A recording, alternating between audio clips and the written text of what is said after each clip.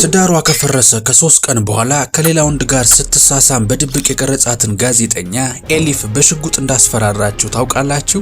ዛሬ የኤሊፍን 5ቱን ፍቅረኞቿንና ፊልም የሚመስለውን የፍቅር ህይወቷን ልናስቃኛችሁ ነው። የመጀመሪያ ፍቅሯን በፋትማ ጉድ የተቀማችው ኤሊፍ ፍቅር የሚሉት ጉድ አልወጣልሽ ብሏታል። ለመሆኑ ፍቅር ምንድነው? ለአንዳንዶች የህይወት ትርጉም፣ ለሌሎች ደግሞ ዘላለም የማይጠፋ ብርሃን ነው። በተለይ በጥቁር ፍቅር ድራማ ላይ ለፍቅሯ ስትል ማዕበሉን ሁሉ የተጋፈጠችውን ይህችን ንጹህና መልአካዊ ውበት ያላትን ኤሊፍን ስናስታውስ ፍቅር ለአንድ ሰው መስዋዕት መሆን እንደሆነ እናምናለን። ኤሊፍና ኦማር ሲኞሪታና ሻምበል እየተባባሉ በፍቅር ሲከንፉ እልፍ ኢትዮጵያውያን በየምሽቱ አብረን ተሽኮርምመናል፣ አብረን አልቅሰናል፣ አብረን ስቀናል። ግን እመኑኝ ያንን ፍጹም የሆነ የኤሊፍን ንጽህና በእውነተኛ ህይወቷም እየኖረችው ነው ብላችሁ የምታስቡ ከሆነ ዛሬ የምነግራችሁ ድብቅ እውነት ልባችሁን ይሰብረዋል። ምክንያቱም ይቺ መላው ዓለም በውበቷ የሰገደላት ንግስት እውነተኛ ህይወቷ ሲገለጥ ልክ እንደ ፊልሞቹ ሁሉ ውብ የሆነ ፍቅርን መኖር እንዳልታደለች የሚመሰክር በቅሌት፣ በቅናት፣ በክህደትና በሚስጥራዊ የህግ ክርክሮች የተሞላ አደገኛ ድራማ ሆኖ እናገኘዋለን። ይህንን ጉድ ለመስማት ዝግጁ ከሆናችሁ እስከ መጨረሻው ሰከንድ ድረስ እንደተለመደው ላይክ እና ሰብስክራይብ የሚሉ ነጭና ቀይ ቀለሞችን መታ እያደረጋችሁ አብራችሁኝ ጥቂት ዝለቁም። ነገ ላይ 40 እና 50 ሚሊዮን የሚያወጡ አፓርትመንቶችን ዛሬ ላይ በታላቅ ቅናሽ ይግዙ። ቴምር ፕሮፐርቲስ ሳር ቤት አደባባይ አዳምስ ፓቪሊዮን አጠገብ አይን የሆነ ቦታ ላይ ባለ 1 መኝታ ሙሉ ከከፈሉ በ6.3 ሚሊዮን ብር፣ ባለ 2 መኝታ በ8.3 ሚሊዮን ብር እንዲሁም ባለ 3 መኝታ ሙሉ ከከፈሉ በ11.4 ሚሊዮን ብር ያገኛሉ። በዶላርም ይሁን በኮንስትራክሽን ዕቃ ግሽበት የዋጋ ማስተካከያ አይደረግባቸውም። ውስን ቤቶች ብቻ ስለቀሩን ፈጥኖ በ0979 440044 አሊያም በ0939 440044 ላይ ይደውሉ። ኤሊፍ ወይም በእውነተኛ ስሟ ቱባ ቡክስተን በሚዲያ ፊት በጣም የተረጋጋች ከሰው ጩኸት የራቀች መላእክት ትምሰል እንጂ ከካሜራ ጀርባ ግን ያልተረጋጋና በርካታ ውጣ ውረዶች የበዙበት የፍቅር ህይወት እንዳላት ብነግራችሁስ? አዎ፣ ይህ አስገራሚና ያልተጠበቀ የፍቅር ጉዞ የሚጀምረው እንዳሁኑ ዝነኛ ሳትሆን በፊት በዚህ ድራማ ላይ የፍቅር አጋሯ ከነበረውና የቱርክ ልጃገረዶች ከሚያብዱለት ተዋናይ ቡለንት ኢናል ጋር እውነተኛ ፍቅር ውስጥ ወደቀችም። ለ2 ዓመታት የፍቅር ቄጠማ ቀጠፉ። የቱርክ ሚዲያዎች የፍቅር ትርጉሙ እነሱ ናቸው ብለው ከመዘገባቸው ማግስት ግን ማንም ያልጠበቀው ክህደት ተፈጠረ። በቱርክ ሲኒማ ውስጥ ትልቁ የቅናት ጦርነት የተለኮሰው ያኔ ነበር። ሌላኛዋ ታዋቂዋ ተዋናይት በረንሳት አሊያም ፋትማ ጉል በመካከላቸው ገብታ ቡለንትን ከቱባ ህይወት ውስጥ ነጥቃ ወሰደችባት ተባለ። ቱባ ልቧ ቆሰለ። ይህ ክስተት በሁለቱ የቱርክ ድንቅ አክተሮች መካከል ዛሬም ድረስ የማይጠፋውን የእድሜ ልክ የፉክክርና የቅናት እሳት አንድ ብሎ አነደደው። ነገር ግን ኤሊፍ ወይም ቱባ ብዙም ሳትቆይ በ2008 አሲ የተሰኘው እዚህ ድራማ ላይ ስትሰራ ከፊት ለፊቷ ካሉ ተዋናዮች ይልቅ አይኖቹ ያረፉት ከካሜራ በስተጀርባ ካለው ከካሜራማኑ ሳሚ ሳዳል ላይ ነበረ። ሳሚ ከካሜራ በስተጀርባ ሆኖ በቱባ መልአካዊ ውበት ተማርኮ ነበረ። ፍቅራቸው ልክ እንደ እሳተ ገሞራ ለ2 ዓመታት ተቀጣጠለ። ሳሚ በፍቅሯ ተሸንፎ በጉልበቱ ተንበርክኮ የታገብኛለች ጥያቄ ማቀረበላት። ነገር ግን ቱባ ጥያቄውን ወደ ጎን ገፋችው። ለጋብቻ ዝግጁ አይደለውም፣ ሙያዬ ላይ ማተኮር እፈልጋለሁ በማለት ጥያቄውን ውድቅ አደረገችው። ሳሚ በሐዘን ልቡ ተሰበረ። ግንኙነታቸውም 2010 ላይ በይፋ በቃ። የኤሊፍ የፍቅር ታሪክ ግን ብሶበት ቀጥሏል። እዚህ ጋር ነው ታሪኩ ይበልጥ የሚከብደው። የቱባን ህይወት ሙሉ በሙሉ የቀየረውና ወደ መጀመሪያው ትልቅ የትዳር ዓለም የወሰዳት ሰው ግን ቀጥሎ መጣ።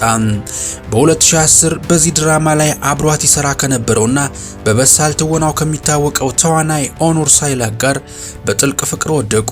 የሁለቱ ግንኙነት በጣም ፈጣንና ጽኑ የነበረ ሲሆን በጥቂት ወራት ፍቅር ውስጥ በ2011 በፈረንሳይ ፓሪስ ከተማ ውስጥ እጅግ በሚያምር ሰርግ ትዳራቸውን መሰረቱ።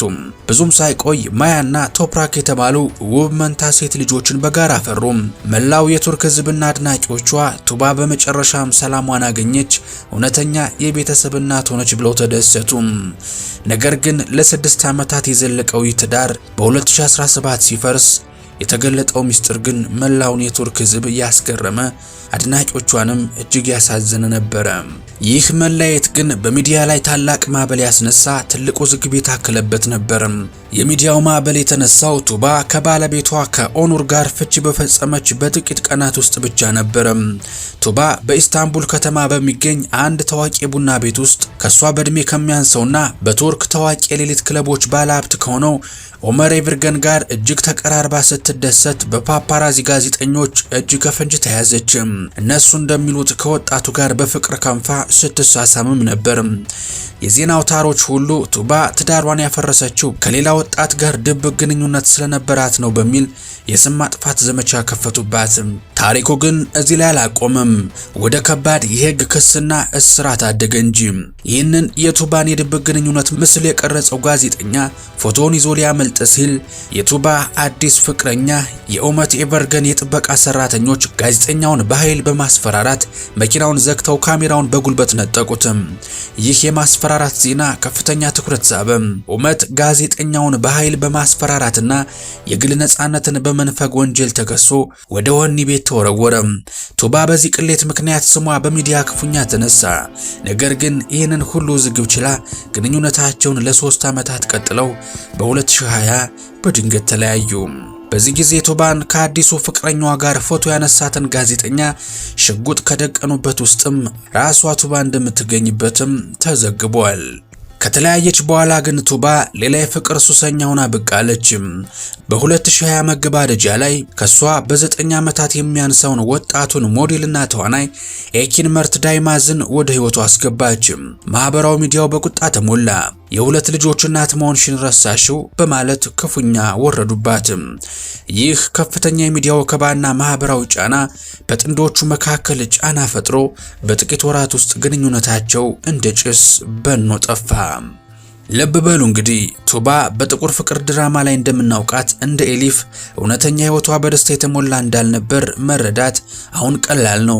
ቱባ ያን ያህል ተወዳጅና ውብ ብትሆንም ልክ እንደ ፊልሞች ሁሉ የጸናና ዘላቂ የሆነ ፍቅርን መኖር ግን አልታደለችም።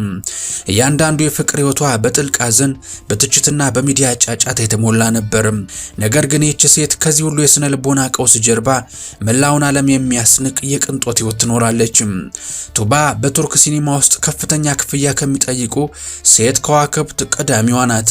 በኢስታንቡል እጅግ ውድ በሚባሉ መንደሮች ውስጥ በርካታ የቅንጦት ቪላዎች ያሏት ሲሆን በተለይም የቱርክን ፓፓራዚዎች በመሸሽ ልጆቿን ይዛ በፈረንሳይ ፓሪስ በምትኖርበት ወቅት የምትጠቀምባቸው ከፍተኛ ዋጋ ያላቸው አልባሳት፣ ታዋቂ የልብስ ብራንዶችና የቅንጦት መኖሪያዎቿ የሀብቷን ግዝፈት ያሳያሉ።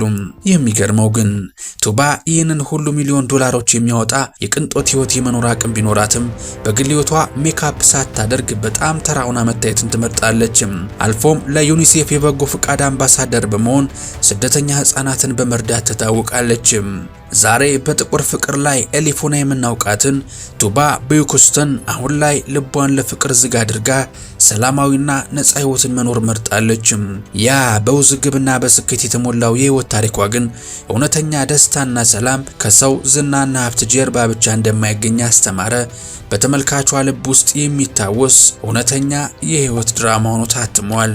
የምንወዳችሁ የኢትዮ ትሩዝ ቤተሰቦች ለዛሬ ያዝንላችሁ ጥንቅር ይህን ይመስል ነበረ። ስለ ተወዳጇ ተዋናይት ቱባ ቡዩክስተን አሊያም ስለ ኤሊፍ አስገራሚና ያልጠበቃችሁትን መረጃ እንዳጋራናችሁ እናምናለን። ታዲያ ይሄ ሲሆን እስካሁን ቪዲዮን ላይክ ማድረግ ረሳችሁ፣ ጊዜው አሁን ነው። በቀጣይ እስከምትወዷቸውና ከምታደንቋቸው የቱርክ ኮከቦች መሃል ስለማን አዲስ ቪዲዮና ያልተሰሙ እውነታዎችን ጎልጉለን እንድናመጣላችሁ ትፈልጋላችሁ? እንደተለመደው ሀሳብና አስተያየታችሁን በነጻነትና በጨዋነት በኮሜንት መስጫው ላይ ብታሰፍሩልን ይደርሰናል። በቀጣይ በተሻለ ቪዲዮ እስከምንገናኝ ሰላማችሁ ብዝት ይበልልኝ። ቸር ቆዩልኝ።